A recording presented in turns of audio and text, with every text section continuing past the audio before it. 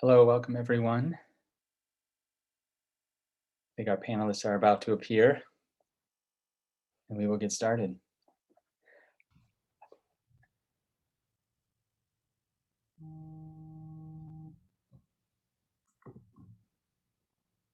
It's so great to have such an assembly of people here tonight. My name is Scott Korb. I am the director of the MFA in writing at Pacific University, and we're still waiting just a moment for a couple of our panelists to I'm here. The host needs to restart my video. Perfect. Oh, thank you. Great. All right, welcome again. As I say, my name is Scott Korb. I'm the director of the MFA in writing at Pacific University, and I am so thrilled to be joined by these amazing poets tonight. This event is not mine to host. It is Catherine-Esther Cowie's to host. She is a Mapmaker alumni of our program. The Mapmakers Scholarship is one that we offer at Pacific to exceptional writers of color into the program. And what we've done this past year is to do a little outreach to the alumni who have won that award, and to work through the program to continue to support the work that they've done. And Catherine-Esther has been our first Mapmaker alumni, and we are so thrilled with the work that she's done so far this year. I'm going to introduce Esther in a formal way, and then I will turn this panel over to her. All of the programming that we've done through the Mapmakers Alumni Institute has been Esther's design. All that we've done is to support in programmatic ways, so I'm very proud of the work that she's been able to pull together, if that's not too much for me to say, Esther. And here's a formal introduction, and then I will allow you to take it from here. So Catherine-Esther Cowie is a poet and visual artist. She was born and raised on the Caribbean island of St. Lucia and now lives in the US. She's a graduate of our Pacific University Low Residency and Writing program. Her work has appeared in The Common, West Branch Journal, Swim, Potomac Review, Southern Humanities Review, Tri-Quarterly, Prairie Schooner, with work forthcoming in Rhino Poetry, a Calabash Insider Press Review. Her collage art, which is amazing to see, has been featured in the Indianapolis Review and is forthcoming, or perhaps has arrived, in Control V Journal. She's the co-founder of the website IMakeUselessStuff.com, a website featuring digital and analog collage courses. Before I turn it over to Catherine-Esther, I'm going to drop in the chat if I can do this, drop in the chat for everyone the bios of all of our panelists tonight, a sheet, as well as videos to the two prior alumni institutes that Catherine-Esther has organized for us. So there is what you'll need. And without further ado, I thank you all for joining us on behalf of Pacific University MFA in Writing program. Thank you, poets, and Catherine-Esther, please take it away. I can't wait to watch. Hi, everyone. Welcome. Thank you so much for joining us. And thank you, Scott, for that lovely introduction. Please let us know in the chat where you've logged in from, country, state, city. And poets writing into sacred texts is nothing new. I vaguely remember John Milton's Paradise Lost from high school. And in my 20s, I was introduced to the writings of a 15th century Persian poet. Poets have and will continue to grapple with passages that trouble their belief, as well as imagine into the silences of these texts. Tonight, our poets Kazim Ali, Aviya Kushner, and Allisa Cherry are going to share some of their work, as well as talk about their exploration into the sacred text through poetry. And then afterwards, we'll have some time set aside for Q&A. To start us off, our first poet will be Kazim Ali, and I'm going to read his bio. I'm going to introduce him formally. Kazim Ali was born in the United Kingdom and has lived transnationally in the United States, Canada, India, France, and the Middle East. His books encompass multiple genres, including the volumes of poetry, The Voice of Sheila Chandra, Inquisition, All One's Blue, winner of the Ohayana Book Award in Poetry, The 40th Day, The Far Mosque, winner of Alice James Books New York Award, and the cross-genre text Bright Felon and With Instrument. His most recent book is Northern Light, Power, Land, and the Memory of Water, which literary hub called A Balm for the Soul. His novels include The Secret Room, a string quartet, and among his books of essays are the hybrid memoir, Silver Road, Essays, Maps, and Calligraphies, and Fasting for Ramadan, Notes from a Spiritual Practice. He's also an accomplished translator of Mapmakers Duras, Sarab Separi, Ananda Devi, Mahmood Chokarali, and others, and an editor of several anthologies and books of criticism. Thank you so much, Kazim, for joining us. Such a pleasure to have you. Thank you. Thank you so much for that introduction. I always feel strange hearing my biography read because it feels like it's another person, and because I'm always thinking new about whatever is next, whatever is in front of me. And the very notion of a sacred text, it asks us to think, how does a text become sacred in the first place, and what qualifies to be a sacred text at all? And so, I mean, the question of, I'm going to check I'm looking at my time because otherwise I will just talk to you for an hour. It's 5:40 right now, so I'm going to stay in my lane, stay in my time. The very question of whether a text must be written down and in what language and who has access to it. It was a key aspect of the Bible, of course, is that it was a heresy to translate it out of Latin, which was not the language it was originally written in, nor the language in which it was constructed by the council, whatever they were called, that created it in Greek, and thus came into Latin. So how a sacred text becomes a sacred text, it's an important question. Has it become sacred because it is sanctioned by the empire? Does it become sacred through history because it is held by a community through the decades and centuries and millennia? So time makes it sacred. Is it sacred because when you read it, you have a visceral reaction of goosebumps coming up and down your body? I've had that experience with the King James Bible, at very least that version of it. I'm not raised in that tradition, I'm Muslim, but you might encounter something in the text that makes it as sacred. Are there sacred texts that are contemporary? Do we each have our own in which we recognize something in the text that touches the unexplainable, the ineffable, the unknowable about the divine or God?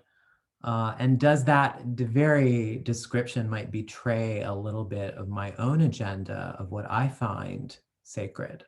Of course, it's the classic, two classic arguments about God that have resonated up and down the halls of history from the beginning of time until today, of course. The first argument is, can you know what God is? Do you define God by God's attributes, so-called via positiva, right? Or do you describe God by what you cannot know about God, or what God is not, the via negativa? And in every single tradition there exists, religious and spiritual tradition, people fall on one side of it or the other. And for example, within the Christian tradition, you have the desert fathers or whoever, the mystics, who said God is what you can't know. In Islam, you had the Sufis who said we disappear into God. We don't know what God is. We can't know the edges of God. Always in that mystical tradition that opposes the kind of mainstream of spiritual. So can we know the text at all? And then, of course, the other big argument about God that you find, once again, in every single spiritual tradition that exists is the divine separate from the human? And that's the argument of dualism versus non-dualism. That's the term you'll hear. Theistic and non-theistic, whether there is a God or not a God, that's not an argument inside the tradition of spirituality. That's an argument that's a metaphysical argument or philosophical argument, right? That might be said to be the third big argument, whether or not there is or is not it's not really relevant, actually. It doesn't actually matter very much, because if you think there isn't, there isn't. And if you think there is, that's that for you. But when you go down that path, it's like choose your own adventure book. I know, I wrote one of those. I know a little bit about it. But in choose your own adventure book, you make the first choice. And one of the choices, it says the end, you're done. The other choice, it branches out fully. And so that's the choice. If you think there's something, even if it's a suspicion, even if it's a little tiny little suspicion in the back of your brain, then you confront the next stage. Is the human separate from the divine, or are they the same? And if you think that the human and the divine are on some kind of continuum, that's when we start thinking about how the sacred and the profane are just on one other side of the coin from each other. And you can't really have one without the other, can you? You can't say that one text is sacred unless you know what it's not. That makes it sacred means it's not this other thing. Similarly, the profane or the whatever it is. And that is what we say. Literally the word vulgar, it came from the vernacular tongue, not the sacred tongue. And so the Bible could not be in English. The Quran could not, well, the Quran, you're supposed to learn it in Arabic, but it was always allowed to be translated, different tradition, right? But the recitation is supposed to be, the Quran is the original. When you recite and when you read it in English, you're only reading the translation. That is not the holy text, in other words. The English translation of the Quran is not. So we even see this sort of, the ways that the language of translation itself has come to define what is sacred, what is profane. And then that third question that I talked about, that's the flip between the sacred and the secular, where you don't really consider that. That's my little introduction. These are the things that I think about. But when we grapple in poetry, I was raised in a Muslim tradition, but I was raised in a Muslim tradition that excluded me. And so my first journey in poetry, I'm going to read a trajectory, short poems, but I'm going to read a trajectory from where I started and where I am now. And they're far apart, I mean to tell you. So when I started, I was trying to grapple and engage a tradition that I was excluded from. And so I was revisiting those stories and trying to enter them, trying to understand them. So the poems themselves were questions. They were never answers from the beginning. So this is a poem from my very first book. It's called The Far Mosque. The Far Mosque itself, it's an interesting story that I urge you to look up, because it is a question of the Far Mosque is the mosque in Jerusalem. The near mosque was the mosque in Mecca. The Far Mosque was the mosque in Jerusalem. And in the early days of Islam, the direction of prayer was towards the distant. It was towards the Far Mosque. Then it changed, the Prophet was given directions from wherever he got them that it should change to the near mosque. And it was Rumi who said, there's a controversy around whether the Al-Aqsa Mosque in Jerusalem is the real scriptural Far Mosque or not, even then when Rumi was writing. And he said, the farthest mosque is the one within. So this poem is called Thicket. And it is from the story of Isaac and Ishmael. It's Ishmael is the son whose Abraham takes into the thicket to sacrifice him. And unlike in the Judeo-Christian version of the story, Isaac doesn't know what's about to happen. So when he goes taken up into the thicket, he is thunderstruck that he says, "Father, where's the ram?" uh-oh. And as opposed to the Islamic story where Abraham tells his son, this is what God has commanded me to do. And Ishmael says to his father, do what you're commanded. You will find me among the faithful, meaning I'm willing to go through this with you. So here's Thicket. The story unfolds like this. A blameless father loves the as yet unharmed son. The son is somewhat randy and alarmed at his appearance in an orthodox world. Does it hurt him that he has been cut from the tribe of sons who believe, are unarmed, who recite all the rules? It's the father who believes in God. The son believes in the father. The father in this story is guileless, He's not trying to call God's bluff. And unbelievably to all, the Son willingly opens his throat to the universe. Neither one of them is seeking to see him, not saying his name, not asking to be saved. I wrestled with this story. I wrestled with the relationship between the Son and the Father. I struggled with the idea that the Son had to run away, had to leave the tradition behind in order to live at all.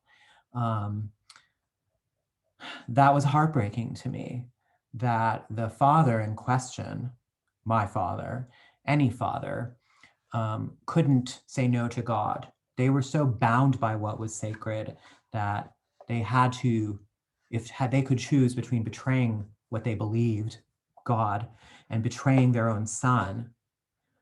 In the stories that I read, they betrayed their sons. They didn't go back they didn't try to save them. They didn't try to protect them. They left them, or they were willing to cut. They were willing to kill the son. The two fathers in the story, Ishmael's father and Isaac's father, who of course is the same father. So, so this is a poem about abandonment, but in this poem, the son abandons the father. It's called Hymn, Hymn. And it comes at the end of my book, Skyward, which the arc that runs through the book is the story of Daedalus and Icarus.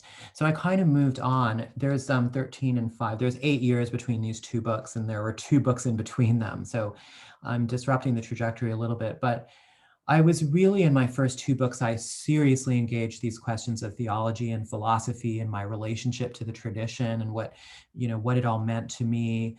And I wrestled with it and I grappled with it. But I came to 2 realizations. Around 2011, Ilya Kaminsky and, who did he co-edit that book with?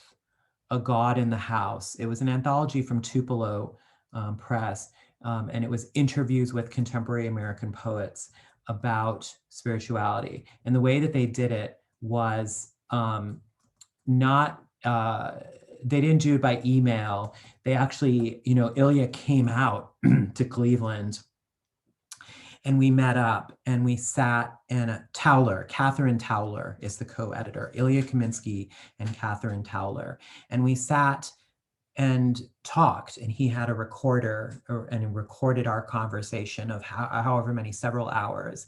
And then he transcribed it and edited it himself out. So it just became my conversation about faith. He was asking questions and directing me and asking me to talk about different things. And I came to this realization that I've been engaging so much with the spiritual, trying to understand, trying to respond to the things I didn't like in the tradition, trying to make space for myself inside that tradition. I realized 2 things simultaneously. Listen, this whole time I was also engaged in my own tradition, which is in yoga, yoga practice, and studying the ancient yoga texts and, learning about, what yoga philosophy had to teach. That is a non-dualistic philosophy, for example, whereas Islam and Judaism and kind of Christianity they're very dualistic. But so I was engaged in that. And in this conversation with Ilya, I came to understand that throughout this career of writing and engaging, and I just published this book about Ramadan where I talk about fasting. I thought, am I spending something of silence here? Am I defining something? Do you remember do you remember that time when I told you I didn't like it when my biography was read? I felt like I was defining something. That's why I don't like listening to my biography. I feel like it's describing a dead person. It's like a biography, a written biography is an elegy of sorts. It's like that person is dead and buried, even if it was just, that was me yesterday, that's irrevocably gone, and so I felt that way. I felt like all of this talk, all of this stuff in print, all of me saying, this is what I think about God and not think about God, it was like hemming me in, sort of. And so I decided 2 things. I decided, I don't think I can talk about this stuff in interviews anymore.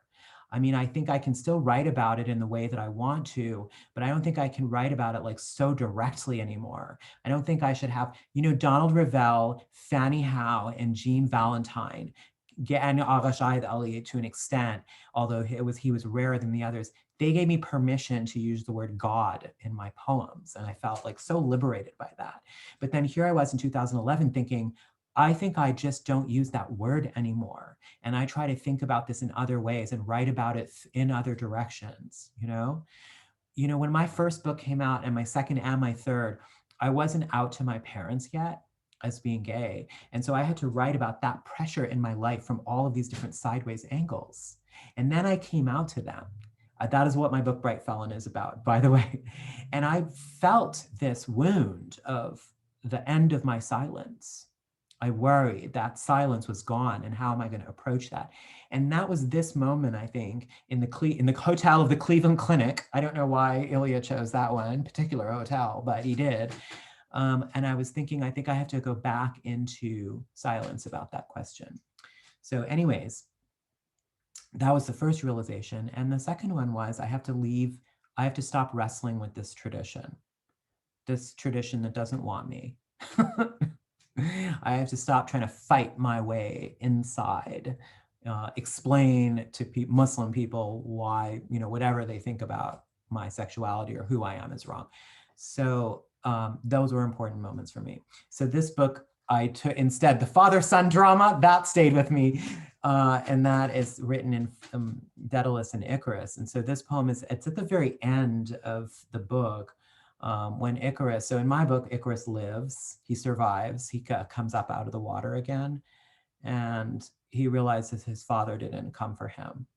So this poem is called Hymn, but it's Hymn, although it's a pun on him, H-I-M, of course. My father's silence I cannot brook. By now he must know I live and well. My heart is nickel unearthed and sent. We are a man-made catastrophe, unable to forgive, deeply mine this earthly light that swells sickly inside. Like wind, I drift westward and profane when the doors of ice slide open. While he prays, my father swallows the sickle moon, its bone-sharp path spent. Preyed upon by calendars of stone, unbound the nickel of the mountain in streams. Mine, this awful empty night, mine, this unchiming bell, his unanswered prayers. Mine, the rain-filled sandals, the road out of town, like a wind unbound this shining river, mine. And I want to close with a poem from my newest book, The Voice of Sheila Chandra.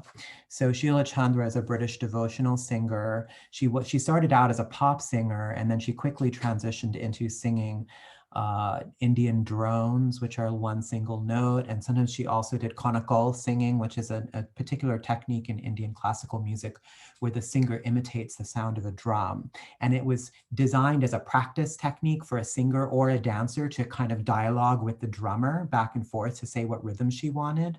So it was a language that singers and dancers learned in order to tell the drummer what beat they wanted.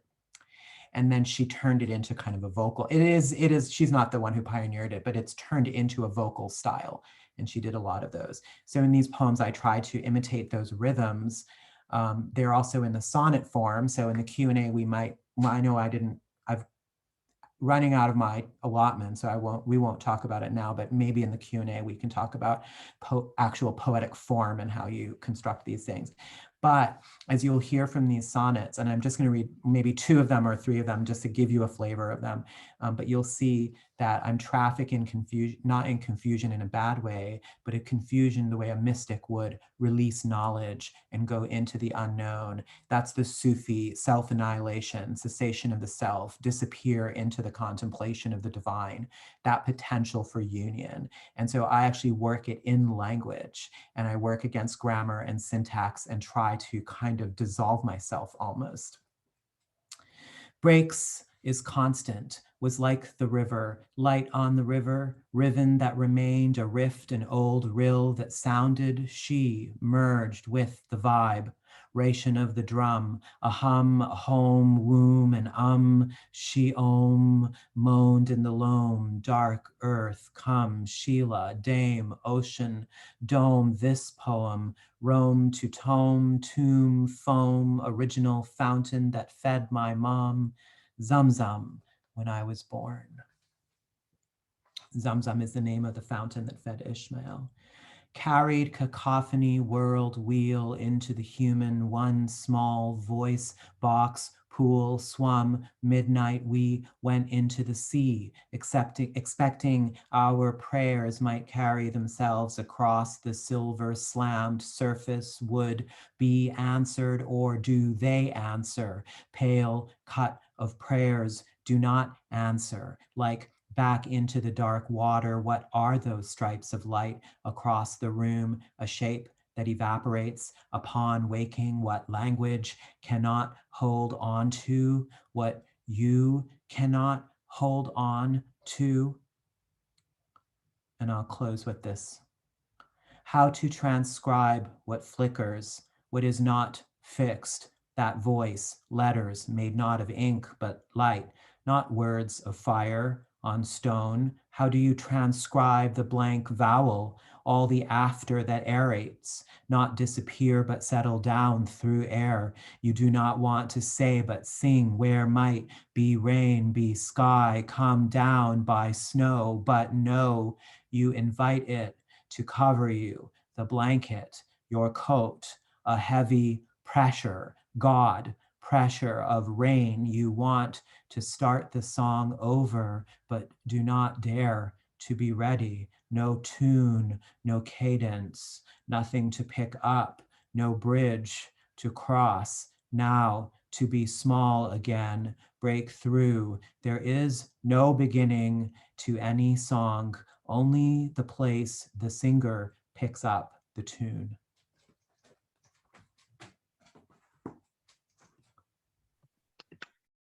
Oh, wow. Thank you so much, Kazim. That was powerful. A lot to contemplate. So thank you so much. Next, we have Aviya Kushner, and I'll just introduce her formally. Aviya Kushner grew up in a Hebrew-speaking home in New York. She's the author of Wolf, Lamb, Bomb, named a new and noteworthy title by the New York Times, and shortlisted for the Chicago Review of Books Award in Poetry, as well as the Grapple of God, a journey to the words and words of the Bible, a National Jewish Book Award finalist, a Sammy Rohr Prize for Jewish Literature finalist, and one of Publisher Weekly's top 10 religion stories of the year. She's the Forward's language columnist and an associate professor at Columbia College Chicago, where she directs the MFA program in creative writing. Thank you for coming. Thank you, Catherine-Esther. This is such a beautiful invitation, a gorgeous subject. And thank you, Kazim, for the wonderful talk and such a moving reading. Thank you. It was really, really lovely to listen to. Something that I was thinking about as Kazim was speaking, and something I've been thinking about in general, has been the connection between the sacred and the unknowable. So I think that even the panel subject is challenging, because so much of the sacred is about what we cannot understand and what we can never know. So acknowledging that, I want to take a risk and talk a little bit about how this book began and how I didn't know what I was doing when I started. So Wolf Lambaum is a conversation between woman and prophet. It's a deep engagement with the book of Isaiah. I can say that now, but I couldn't have said that when I started. So when I started this book, I was in my early 20s. I had no idea what I was doing with my life. And I was finishing a graduate degree in poetry when my grandfather, who I was very close with, died. And I was devastated. I was very close to my grandfather. And I was especially bothered that there was nothing for me to do in Jewish tradition. So in Jewish tradition, if you're a child, God forbid, or you're a sibling, you say Kaddish. Women don't, but men would. You sit Shiva, but for a grandchild, there was nothing official for me to do. And I felt very left out. So I very much understand what Kazim is talking about feeling that there isn't a place in the tradition for you. And I thought, hold on, mourning is such a key part of the cycle of life. Why do I have no role? Why is that? And what I did was I made up a role for myself. My grandfather was a German Jew. He was the only survivor of his entire family, and he was very punctual.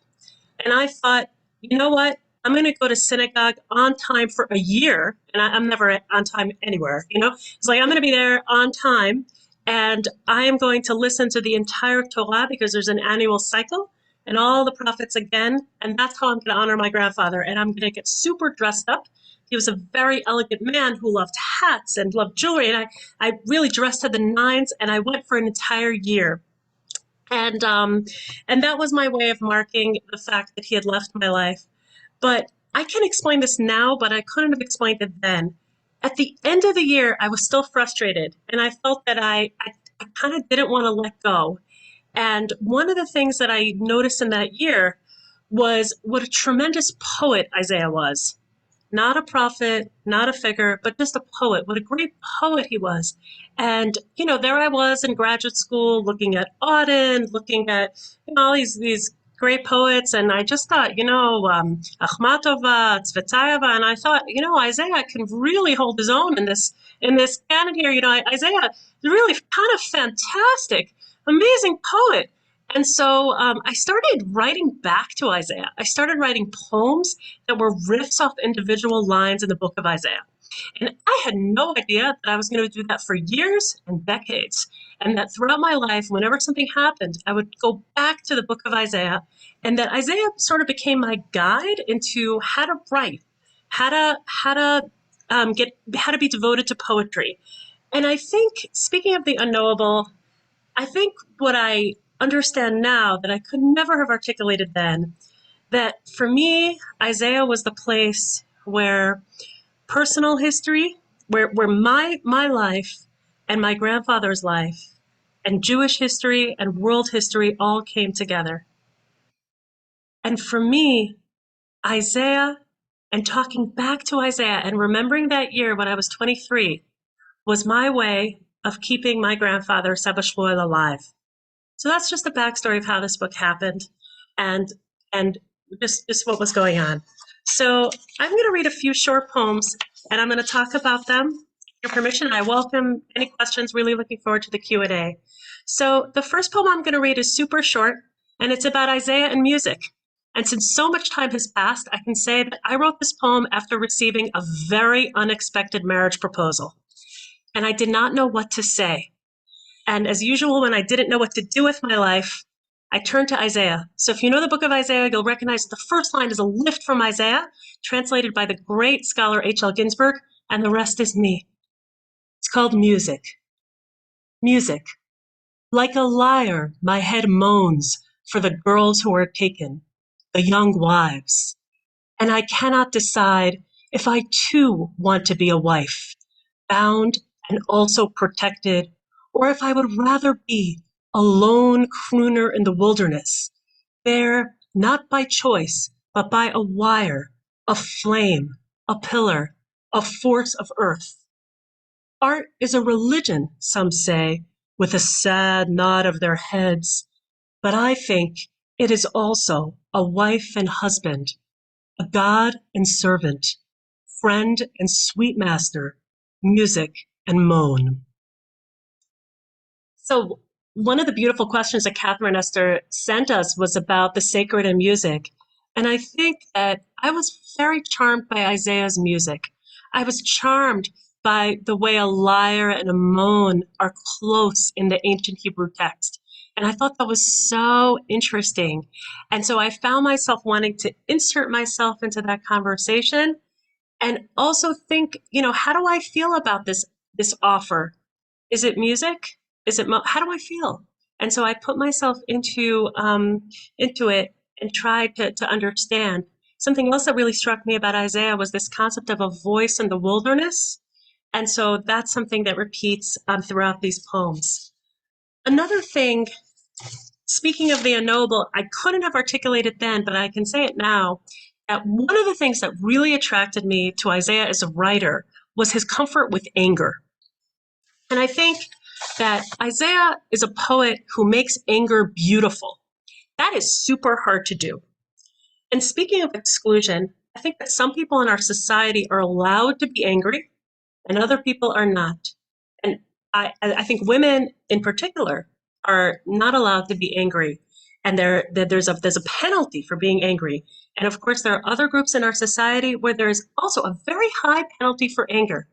But one of the things that I feel Isaiah really hones in on is that sometimes you're angry for a very good reason, and that there's a connection between anger and justice. And I think there's something beautiful about an anger that acknowledges that that anger is the path to change. So I'm going to read a really short poem. It's called The Book of Isaiah, and it's about my fascination with writing anger and also looking back and realizing that that's what was going on. So it's only 7 lines long. And again, you can hear the lifts from Isaiah, and hopefully you can hear me. It's called The Book of Isaiah. The Book of Isaiah. For years, I wanted to be that angry and for it to be that beautiful. I loved the poetry of rage. Now, all I can remember are the hills. I can hear the fire in them, words shaking earth. Even a bull knows its owner, an ass its master. Hear heavens, give ear, O earth. And I think that poem just looks at memory and what happens over time. You know, when I first wrote some of these poems, it was in the present tense. There was a lot of violence that I saw up close. And then as time goes on, you sort of remember the echo and the feeling as opposed to the actual event. Something else that I think is really important whenever we think about sacred texts is some of them are so super beautiful that it's easy to feel intimidated. Like if you spend a lot of time reading the Psalms or a lot of time reading Isaiah, you might say to yourself, what do I have to contribute? You know, what do I have to add to this conversation? And so I wanted to read a poem about Isaiah and patriarchy, but also about the anxiety of influence. And I think that's something that a lot of folks who engage with the sacred eventually come up against. You know, like what can I add? What can I add to this tradition? So this is a poem that makes use of one of the iconic moments of the book of Isaiah. So hopefully you'll recognize the wings. It's a question that I get asked a lot. And the question is, why don't you write in Hebrew? So I grew up speaking Hebrew.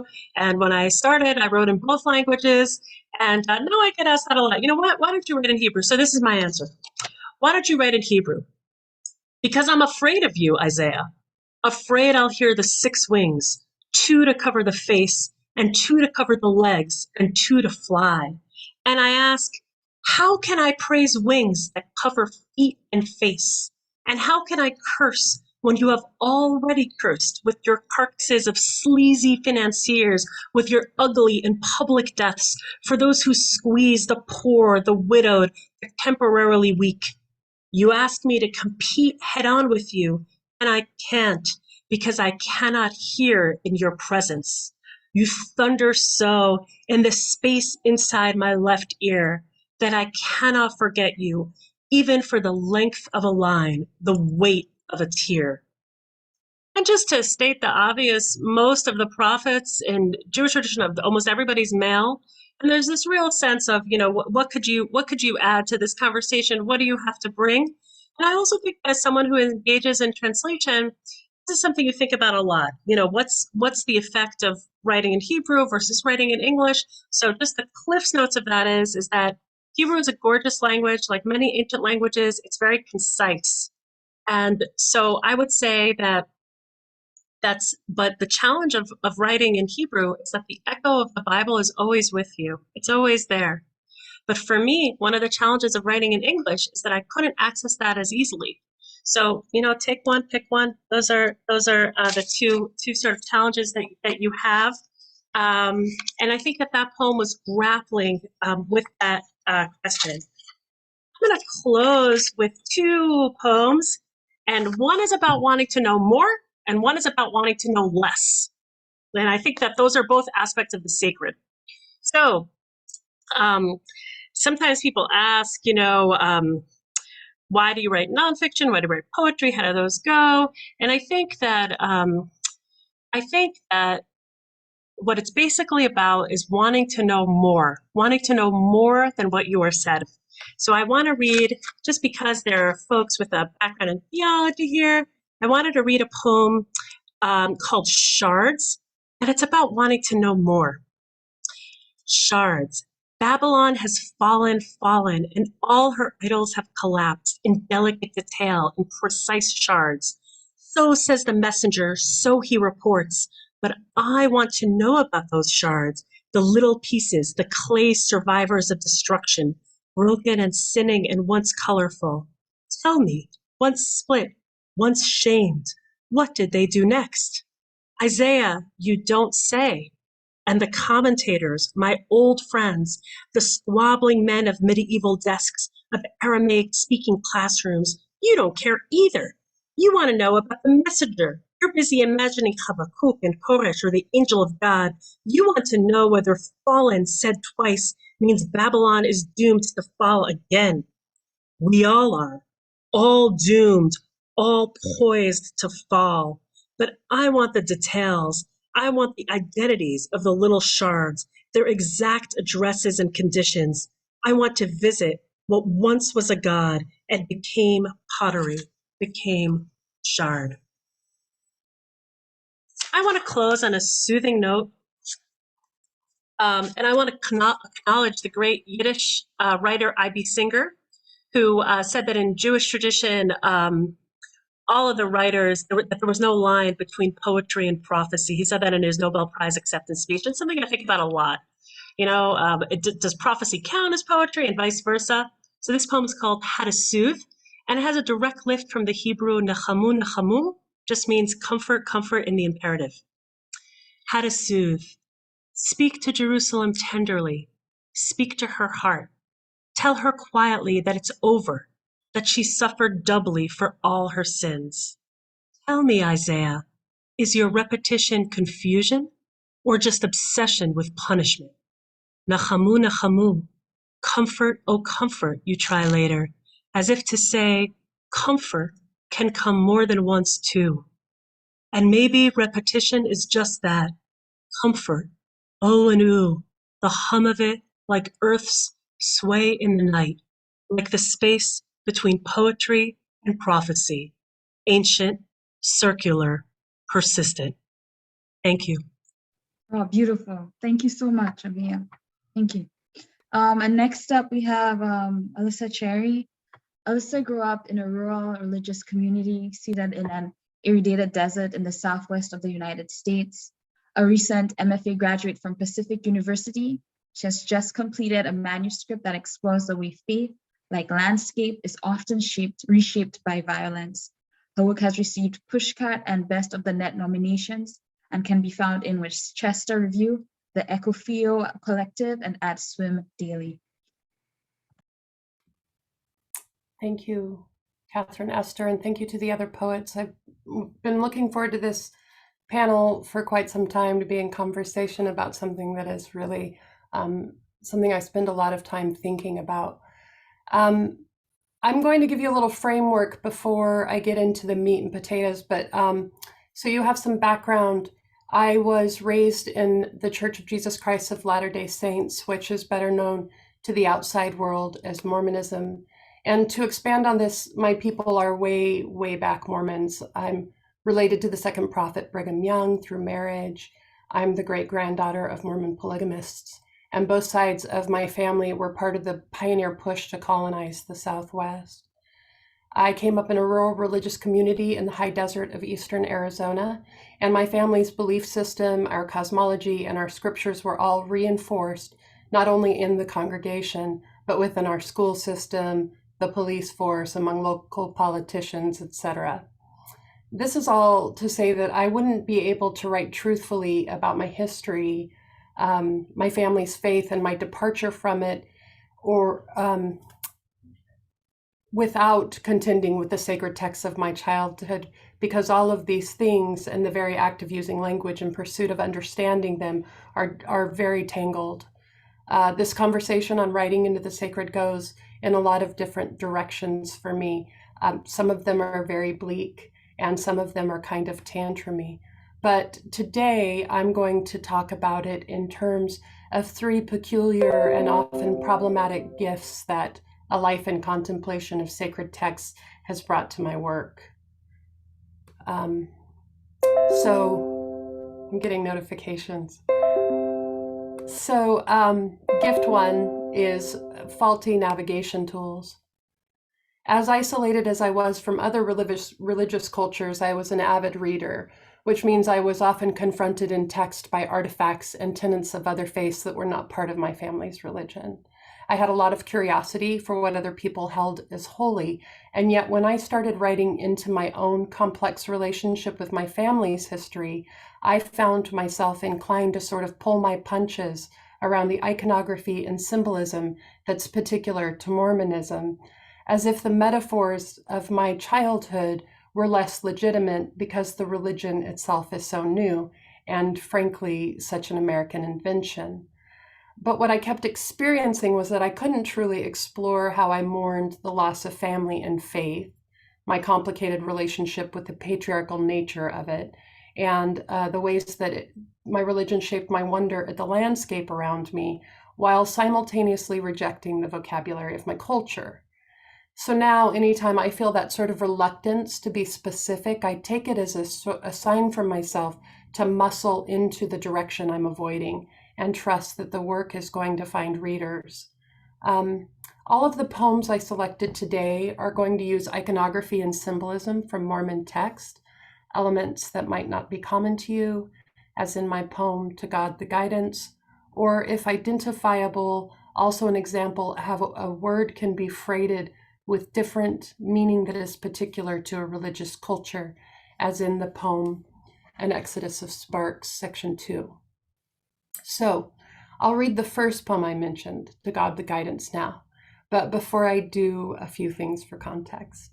In the Book of Ether, the Jaredite tribe, which Mormons believe was one of the 4 tribes of Israel that was sent to ancient America, are told by God to build vessels with these specifications. The bottom thereof was tight like unto a dish, and the sides thereof were tight like unto a dish, and the ends thereof were peaked, and the length thereof was the length of a tree, and the door thereof, when it was shut, was tight like unto a dish, which as a kid I thought sounded much more like a spaceship than a boat. In the same book, the Jaredites, whose language was not confounded at the Tower of Babel, are gathering food for their ocean crossing. They have with them something that they call a deseret, the interpretation of which is said to be a honeybee, and the conclusion drawn is that they were carrying a swarm of bees. I don't know if Joseph Smith knew when he was working on the Book of Mormon that some ancient civilizations may have actually used bees as systems of navigation, but there it is in the text. And the final thing, I'm going to use the word liahona in this poem, which is an artifact mentioned by name only one time in the Book of Mormon. I was raised to understand this word meant compass, and that it guided the prophet Nephi's family from biblical Jerusalem to the American continent. The Mormon apologist Hugh Nibley put forth that the Hebrew root of liahona was queen bee, and speculated that it might also be translated as the phrase, to God the guidance. To God the guidance.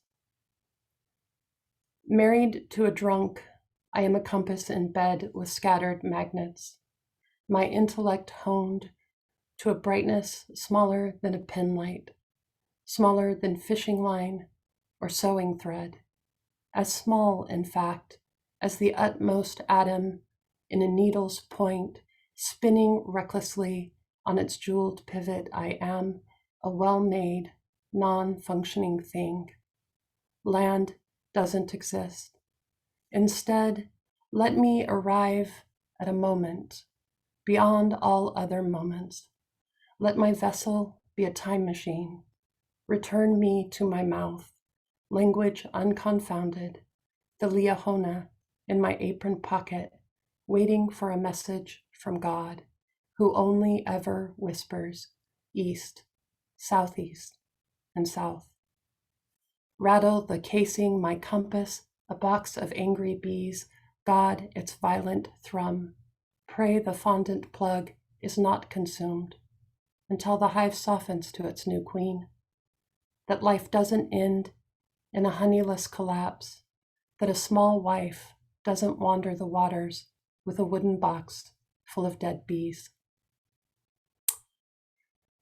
And the second poem I mentioned is a little less dense, but I do use the object temple garments, which may sound nondescript in a workshop environment, but is in real life a metaphor my sister wears daily to express her covenant to God, and one I use as a symbol of all of the elements of her belief system that keep her sort of tied to her filial duties. An Exodus of Sparks, Section 2. The year my mother almost dies, my brother begins to hear voices. He argues with the void, screams at empty space, get out of my room. In February, my sister films 2 episodes. In the first, my brother thumbs through a magazine. His posture, a tight sea around it. The room is full of sunlight. His glasses are on the floor.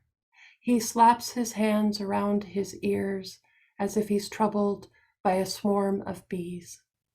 In the second, my brother jabs repeatedly at an empty corner, the skin around his eye sockets an angry white. He takes an aggressive pull off a Coke bottle, as if it were a beer, and it spills down the front of his shirt.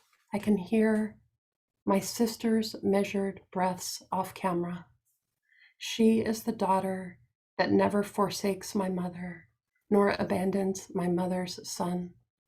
Still, I wish for freedom for her, that she would remove her dress, slip from her temple garments and let them spill like quicksilver between her fingers, that she would climb into cement shoes and fall forward into the fathoms. And then I hope I never see her again, that she stays down there until the second coming, light shattered and falling softly around her, ears stoppered to our brother, playing a funeral march on his own skull. Now, in both of these poems, I'm using symbolism that is endemic to the scriptures I was raised with as navigation tools through confusion and grief. But there's an interesting tension for me in that the metaphors I'm asking you to accept as true are unstable in my own mind. There's no linguistic proof that the words liahona and deseret have their roots in biblical Hebrew or any existing language. No anthropological or archaeological evidence that the Jaredites existed. The truth is, the faith I was raised in is almost entirely unburdened by evidence, which brings me to my second gift. Apostrophe and writing to manipulate a silence. A person who loves a God might be a person who becomes very good at loving toward the absence of any evidence of reciprocation. If the thing one's conditioned to long for, if one's first and foremost lover is ever absent, how might this shape the actions of a poet? I spent much of my life in worship and prayer, morning prayers, evening prayers, mealtime prayers, so much so that even after 3 decades outside of the corral of any sort of faith, I still find myself casting prayer out from my body like a net. In the hospital rooms where my father spent a year dying, from the bed where I gave birth to my daughter, and beneath the crushing weight of a husband who tried on multiple occasions to break me, I kept praying almost as if by accident. The question of how one writes into the sacred is, for me, the question of how one writes into an overwhelming silence. At times, I've used the silence as an opportunity to reshape the narratives of my youth, as I did in a sequence of poems in which I, as the speaker poet, assume the body of Moses, the you of this ongoing apostrophe, and resituated in the American Southwest. I recognize in this sequence my own desire to wrest authority from the patriarchs, to assume for myself a priestly power that has historically been denied to the women in my culture.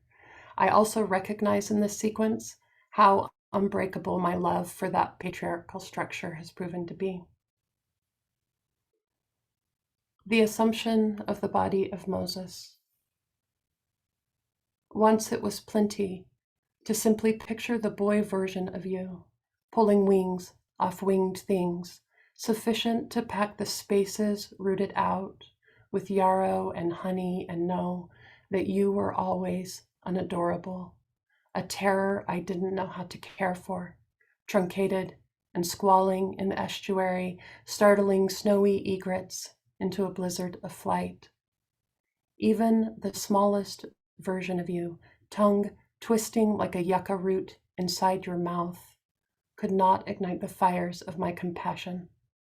My dear, the end is never contingent upon a single thing. My hands, hard spades, exhume your body from Moab's shadowy folds. In those saffron yellow and suede hills that hold you, I weave a crown to claim my own authority from your knuckle bones, from tamarisk sprigs, from acacia spikes. And then later in the sequence, there's the disillusionment of that authority, the appropriation of the body of Moses. The longer I carry you, the lighter you grow, a posy of feather, bone, and salt, borne over the ocean by an immigrant bride to a home that is not your home. From the terebinths of Abraham to the Palo Verde stretching from La Coyotada to the Coyote Mountains, where my elders ran from Pancho Villa's army along with their many wives. Can it matter any more that I stole you? Bone of my bones, I hold you. Splinter in my throat, shard in my eye, fracture in the chambers of my heart. There are no clouds over the tabernacle of this desert. When the setting sun hits the flint of the canyon rim, the sparks ignite us, and we go up in flames like a bush. And finally, the third gift, which is the natural world as illuminated text. There is a well-documented history of the ways that Jewish mysticism influenced Joseph Smith and shaped the doctrine and cosmology of Mormonism. I'm not going to get too far into this because there's a lot of scholarship on it, and I can direct you any direction you want to go with that. But I do want to mention that my earliest effort to understand my ambivalence about my religious upbringing, I spent some time reading external texts that I knew most certainly shaped its origin. Among them was the Zohar, where I once read that the supernal Torah, which I took to mean, and I was young when I read it, but I took it to mean all of creation, was written in black fire on white fire. I already experienced the high desert spaces where I was living as a mirror of the desert spaces in the Bible. But this passage deepened my understanding of how I might interface with it. All of the vastness, all its scrappy foliage and craggy reprieves, all that it took from me and all that provided could be read as sacred text, as in this poem called Exegesis. It is because of my brother, who will never be 20, I comb the land around Lyman Lake, seeking in its rough folds that fracture where he gave this life the slip. As if it might be marked by a Utah juniper, its trunk slowly twisting in a high desert wind, its dusty blue berries a door code I will punch, and finally enter a room where it is always the moment before his head splits upon stone, where the stars keep spinning toward daybreak and the pickup still teeters at the end of its long roll. But it is hidden from me by a nimbus of sage, by threadleaf groundsel popping off its yellow sass, and snakeweed, hiding this sinister truth that he was not made to outlast me. Someday soon, the lupine will rise like blue spears from the dust. The globe mallow will bloom to be devoured by ants, and I will see his death happened everywhere at once. So the earth raised 1,000 descansos that said here and here and here. The geography of my childhood naturally comes up in my writing over and over as an arena where much of my wrestling with the sacred takes place. I say my geography, stolen and perilously revised, and then rewritten again by the nuclear testing that eventually killed so many people, among them my father and every one of his siblings.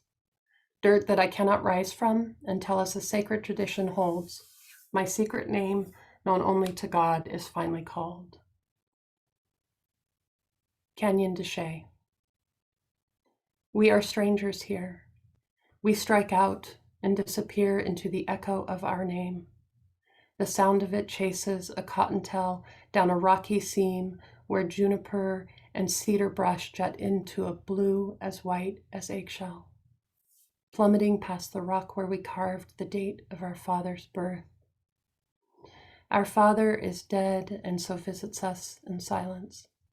He is the canyon we carry inside us, a cranium full of relentless light that tells a borrowed story, but the voice that repeats it is our own.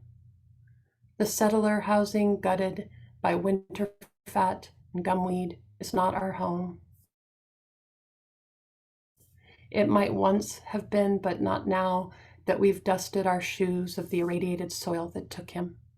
We must keep moving toward the west rim, plucking wildflowers before they have a chance to bloom, until the day we are allowed to rise from the shadows of the canyon floor to a terrible brightness that knows our given name. And I'm pretty close to time, I think, so I'm just going to close with this last poem. It's called Sage, a Note to Self. I regard the velvet bracts, the blooms forming whorls along woody stems, and know that a violent blue answer levitates like mist above an otherwise tawny stretch. It clutches at my breath. Before I use the word to praise a man, his one way of knowing when everything he's grown, he's dried and crushed beneath his hand-tooled boot heel. I'll remember how a sage shrub, brushed by a horse's flank, ignites 100 small pilot lights. Sage, from salvia, salver to save. This is how I will arrive at salvation. I'll pull Moses from the deserts of Judea, place him in Apache County. I'll say he ran like a Mustang before God's children, that he gathered them back from the sage where they'd strayed. Thank you. Beautiful. Thank you so much, Allisa. That was powerful. Thank you so much. And we do have a question from Laura. Allisa said she can't write about her family history, including the aspects she departed from, without drawing on the secret text of that family and history. Do Kazim and Aviya see any parallels in their own creative process?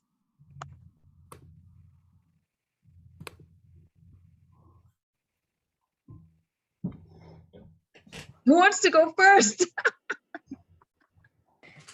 I'll go. I'll say something really small, which is that no, I mean, I was raised in a very religious, practicing religious family, and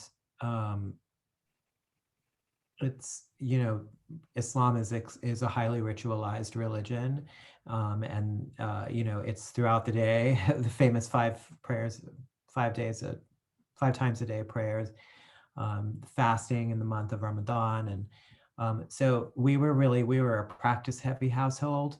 We didn't really sit around and talk a lot about ideas behind why things were done the way they were done, or what is the nature of God, and, you know, what are we here for, or what are we supposed to be doing? Like, that wasn't really encouraged. It was really just the doing of things. But that's the vocabulary that I learned. That's the shape of my conversations. That those are larger interrogations, but that's the palette that I, before I studied comparative religions and learned more about other faiths and other faith traditions. So I was very much like in the earlier part of my writing career, from which I read those poems in the Far Mosque, I was, almost trapped in that track. It took me a little while to shake it and get out of it, which I'm grateful that I was able to do. That's so fascinating. I would say, it's interesting when you think about the difference between action and deeds and discussion. I think in my family there definitely was a lot of discussion, a lot of talking about ideas and commentaries and verses and all of that. Yeah, I think some of that is Jewish tradition, and some of that was just my own personal family. But I think to answer the question, I think that I can write about people without writing about sacred texts, but it just so happens that, I guess in writing the Grammar of God, I found that there was really no way for me to write about how sections of the Torah felt, how the feeling without including my family. So that was sort of where I got that mixture, that the feeling was difficult to separate. But I think it's possible to write about the people without it. So Kazim, I have a question. So you felt like imprisoned until you started, like you said, reading other comparative faiths. So you felt imprisoned, and you did want to shake off having that influence on your writing. Not imprisoned. Not imprisoned, okay. No, I don't think I said imprisoned. Apologies. Yeah, not imprisoned, but I mean, like you said, you wanted to. Go ahead. Yeah, no, I mean, I felt maybe I said trapped. Is trapped the same as imprisoned? I don't know. I think most people in the world are probably trapped. And if we are boundless, immortal spirits, we are definitely, at least for the moment, trapped in these forms of flesh as well. And our pure expression of language is trapped in words, trapped in sentences, trapped in grammar. I think maybe that's why I was even trying to release myself of those constraints in the later sonnets that I read to you. But for example, I had a certain understanding of what the word God meant in the first place, as opposed to a tradition in which it might be somewhat broader, somewhat maybe even more local, maybe God living in a tree or a plant, instead of some kind of shapeless, formless, nameless thing, or the concept of the Trinity, God the Son, God in a human form, actually, which is also, of course, at the heart of the Hindu philosophical concept of like God in a human shape, yours and mine, and everybody else's too. There's a line from the Shiva Samhita, which is one of the old texts of the subcontinental religion, which says something like, as the sun reflected in innumerable cups of water is the same sun, so too is the vivifying spirit as it lives in each human individual. So we're all just reflecting, our souls are just a reflection of the same source. So that's a way of thinking about what is God that I didn't know anything about because of the particular specific tradition that I was raised in. So this goes back to that idea that I brought up earlier about translation. How do we translate these ideas across belief systems?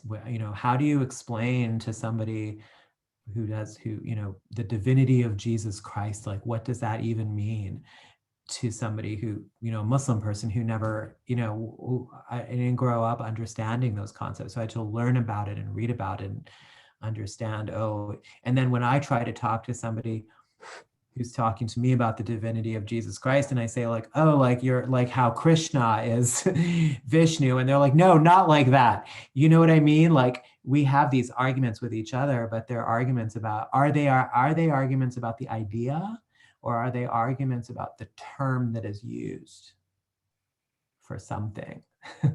Jesus, in quotes. I have a question from somebody for you, Kazim. In the poem, The Voice of Sheila Chandra, along with phonic echoes, there are mentions of Matisse, calligraphy, and the SF MoMA. How does visual art shape your poems, especially with regards to faith? This is from Roni. Oh, I mean, so much, you know, Matisse, it was the Matisse Chapel that I saw in the south of France, but, you know, Agnes Martin, of course, is really hugely important to me. I've written poems about Cy Twombly. I just wrote a big poem about Roberto Matta, the Chilean painter. That's available online. If you search my name and Roberto Matta's name, that poem will come up.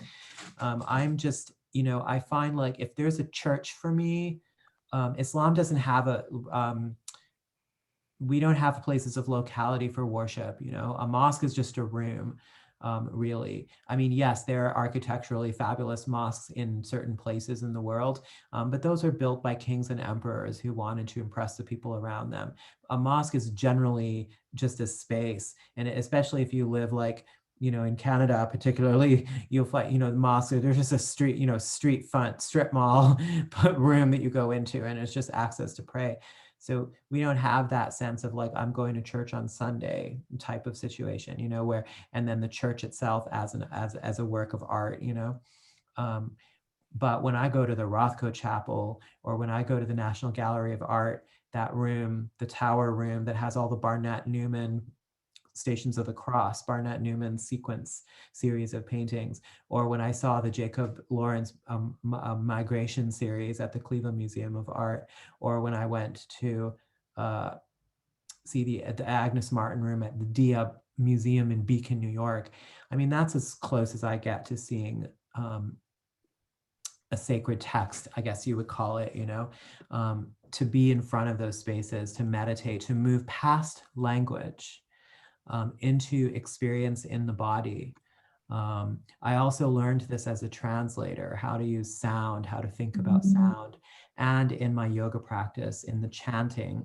And in the chanting in yoga, it cleanses the insides of the body, and it resonates the vibrations of sound.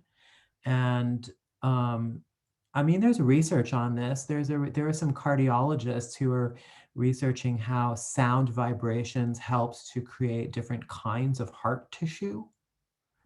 This is real hard science, like done in a lab, you know, around how sound impacts creation. And it's in the Sufi tradition too. Hazrat Inayat Khan, you might know that name. He too believed that sound vibration was the beginning, was the manifestation of divine presence, basically. So all of these different traditions that have these different qualities of sound and vibrating in your breastbone, or doing the syllable that corresponds with your throat. There's one that corresponds with your third eye. This is in Sanskrit chanting. They're called the Bij mantras, B-H-I-J, or seed mantras. And there's a different syllable, and it corresponds with a different one of those 7 chakras, C-H-A-K-R-A.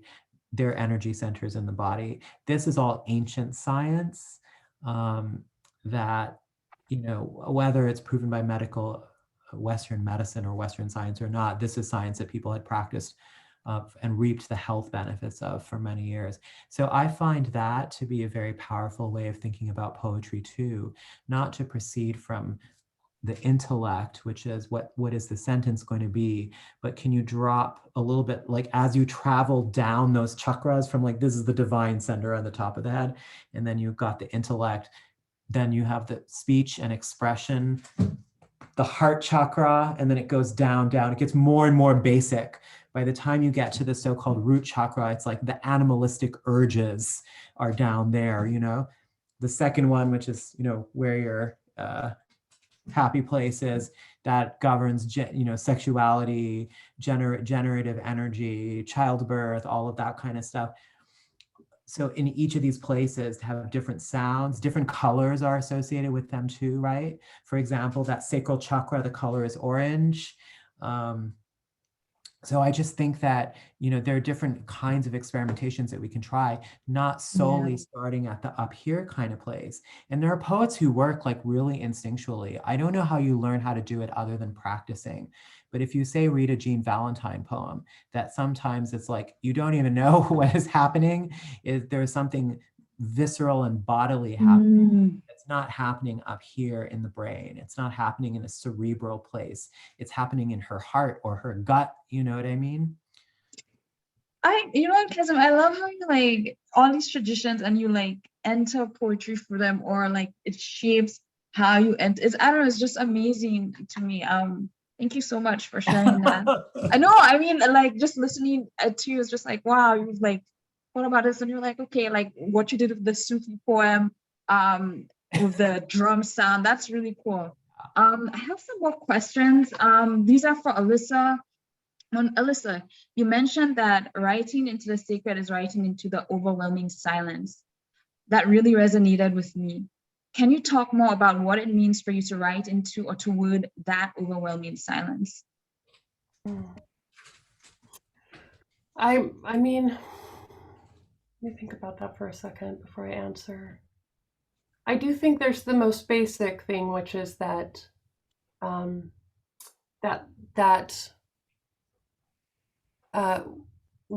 that you start inventing the responses that you need or hope are out there. I think there's that, but I also think that there's, and I don't know how other poets or other writers experience this, but I think there's also this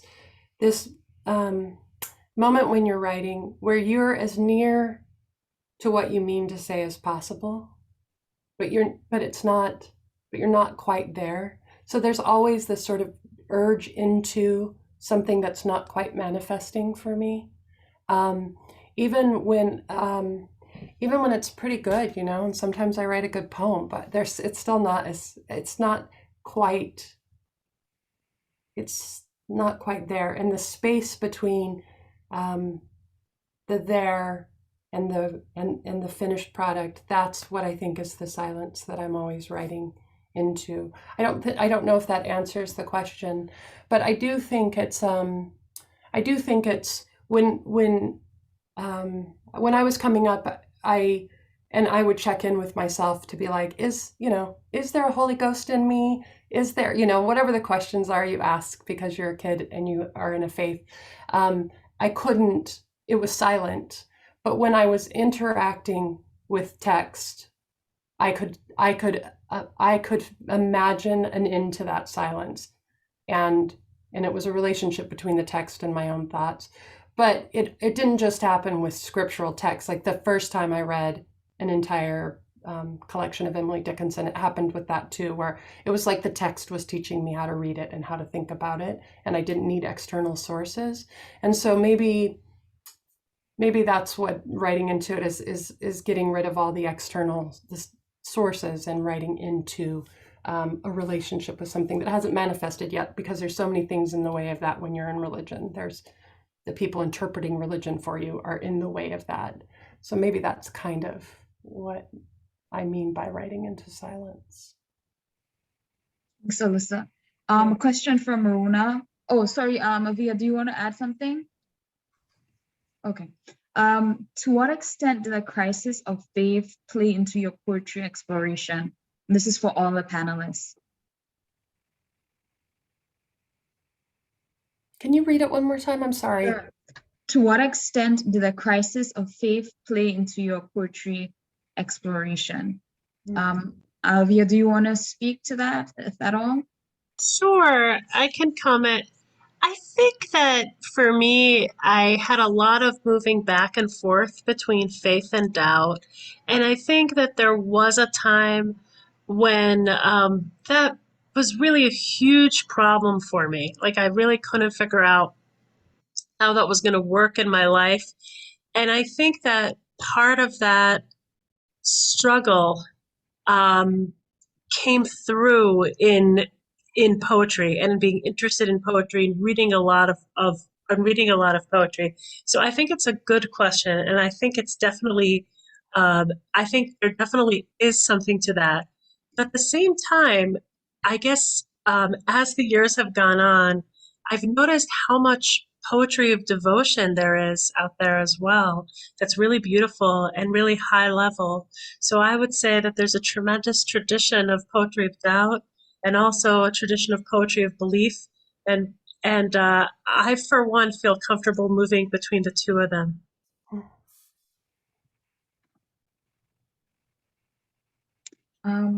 Kazim, would you like to speak to that? No, I don't have anything to add. Okay, good. What about you, Allisa? I think that my leaving my faith wasn't really departing from faith. It was entering into a different sort of faith, and I never really experienced it as a crisis. But I think there were crises within my family, you know, the loss of my father to cancer, my brother dying in a car accident. There were moments that were really jarring in my history. And I think when I applied the pressure of my religious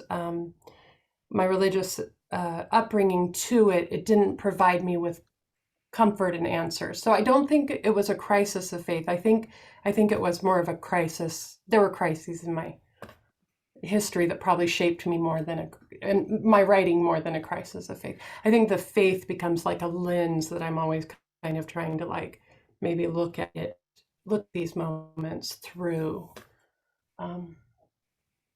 Yeah. Okay, and I think we have two more questions. One is from an anonymous attendee, and they asked, if you could go back, would you have chosen not to have been exposed to these texts? I'm not sure who this is directed at or for. So the person can either speak up and add some more context in the chat, or I can move on to, actually, let's say you have one more question. I'll just move on to that one. How has your notion of church changed over time? Have you found it in the new geographies where you live?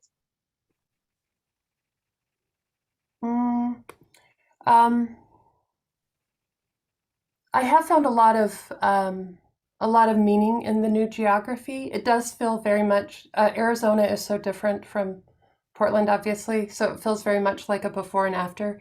And I always think of it a little bit as a reverse, leaving the Garden of Eden. Like I feel like I came into a place of great security and stillness, and it's really provided for me in a way that it hasn't been as hard scrabble. But my notion of church hasn't changed too much because I find the notion of church to be sort of, it's not something that I'm great at. And my, I guess my church continues to be the text that I'm reading to get more information to understand the world a little bit better, to understand humanity a little bit better. So the church has stayed the same. I do feel like that geography that I was raised in feels more charged with meaning for me than this. This feels very safe, and that felt very fraught with history and with and really problematic history, and being the way I am devoted to whatever is out there, or is the way that I'm devoted to text consistently. So my notion of church hasn't changed, but the geography, the shape of this geography actually is quite meaningful as far as metaphor goes, because I did leave a very dangerous kind of arid, dry, water refugee, stolen land toward history, you know, and not that this all doesn't happen here, but it feels like my own personal history, things so dramatically became nurturing and loving. So the church is the same, but the metaphors are still solid in both spaces. I just want to add something, because I know, like, Kazim, you've traveled quite a lot, and we see like travel in your work, as well as Aviya, you've I mean, I think to an extent implicitly geography functioned in your book Wolf Lamb Bomb, because you were in Israel, there was bombings, then September 11th, and we're also looking at the ancient world. So I think that's interesting. I don't know if you want to add something there. I'm just pointing out what I've noticed in both of your work as well. Sure. First, I just want to respond to Allisa for a moment and say how much I love that idea of the text being of a church. That's so interesting. And I think for a lot of poets who come from religious backgrounds, I think you sort of find a home in text. It's just this really interesting idea that I love thinking about. And Catherine-Esther, yeah, absolutely. So I wrote a travel column for several years, and every week I was at a different place. And I thought a lot about the role of place. But yeah, Wolfgang Baum traces some of that, moving, going from Jerusalem to New York to Iowa and back, and thinking about all of these issues through the lens of place. So I don't know if that answers your question, but absolutely, I think that there is something. And I will also say that thought what Kazim was saying about a mosque and place was interesting too. I think that at least in Jewish tradition, there's an interesting discussion of, well, what is holy? Like, is holiness connected to a place? And the Jewish answer is that what is holy is time, which is a very interesting concept. So I guess maybe that's my answer, that maybe the place isn't what matters, but what matters is the moment.